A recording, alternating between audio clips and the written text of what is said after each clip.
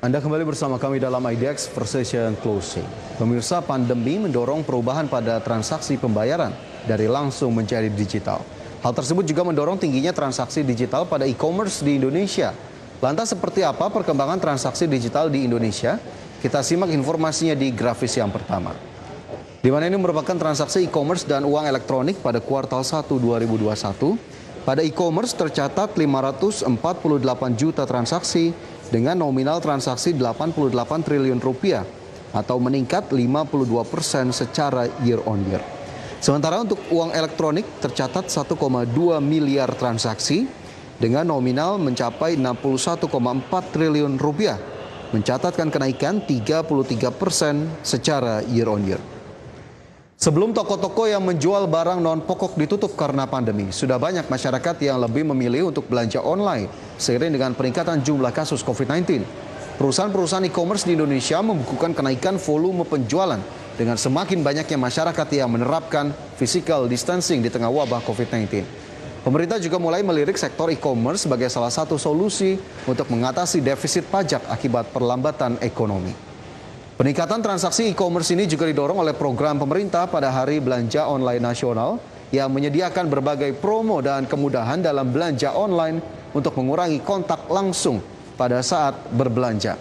Lantas seperti apa perkembangannya? Kita lihat dari tahun ke tahun, datanya berada di grafis berikutnya pemirsa, di mana nilai transaksi Hari Belanja Online Nasional pada Desember 2018 sebesar 6,8 triliun rupiah. Kemudian di Desember 2019 tercatat 9,1 triliun rupiah.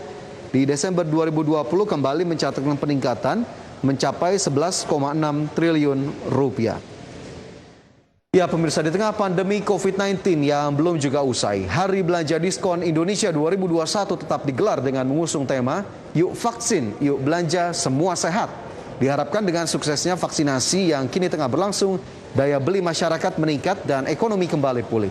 Dan rencananya Hari Belanja Diskon Indonesia 2021 akan berlangsung dari tanggal 1 hingga 29 Agustus 2021 atau tepatnya pada bulan depan. Ya, meski demikian masih banyak masyarakat yang belum memahami dan mengerti terkait belanja online. Di sisi lain, belanja online sendiri memiliki kelebihan dan kekurangan masing-masing. Seperti apa? Selengkapnya kita simak dalam grafis berikutnya, pemirsa. Di mana ini merupakan keuntungan dan juga kerugian belanja online di masa pandemi. Kelebihan yakni menghindari kontak langsung, menghindari resiko penularan melalui barang, mudah menemukan barang yang diinginkan, serta sistem pembayaran yang tersedia secara online. Adapun kekurangannya yakni yang pertama dapat mengganggu manajemen keuangan apabila memang dilakukan secara tidak hati-hati dan tidak dilakukan perhitungan dengan baik. Kemudian yang kedua adalah tidak dapat menjamin kualitas secara langsung.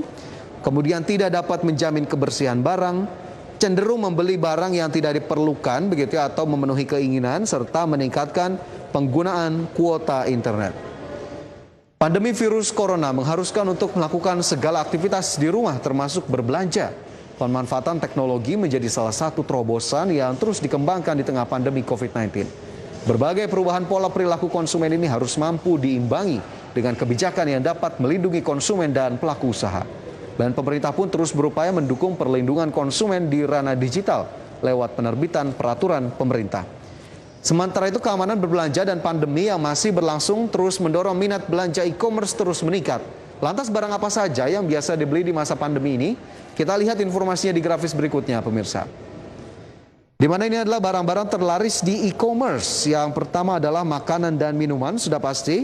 Kemudian alat rumah tangga, produk kesehatan seperti masker, vitamin, dan juga berbagai produk kesehatan lainnya. Kemudian fashion juga menjadi salah satu barang yang tidak ketinggalan diburu oleh masyarakat. Barang elektronik menjadi salah satu barang terlaris, kemudian perawatan diri dan kosmetik, serta barang-barang yang bisa dijadikan hadiah. Ya pemirsa, beragamnya barang yang dijual di e-commerce membuat peluang bagi UMKM untuk menjajakan dagangannya pada platform digital. Di mana sebanyak 99,9% badan usaha di Indonesia tergolong sebagai UMKM dengan total penyerapan tenaga kerja hingga 120 juta orang. Namun UMKM ini masih terhalang dalam adaptasi teknologi, terlebih dengan adanya hantaman pandemi COVID-19 yang mengharuskan mereka bertransformasi ke digital dengan lebih cepat. Dan kita harapkan semua pihak tetap bisa mengupayakan dengan maksimal bagaimana kemudian meningkatkan daya beli masyarakat, mendukung UMKM untuk go digital agar kemudian ekosistem digital Indonesia semakin baik dan juga tentunya mendatangkan dampak positif bagi perekonomian nasional. Dan pemirsa, pastikan Anda masih bersama kami. IDX Precision Closing akan segera kembali usai jeda.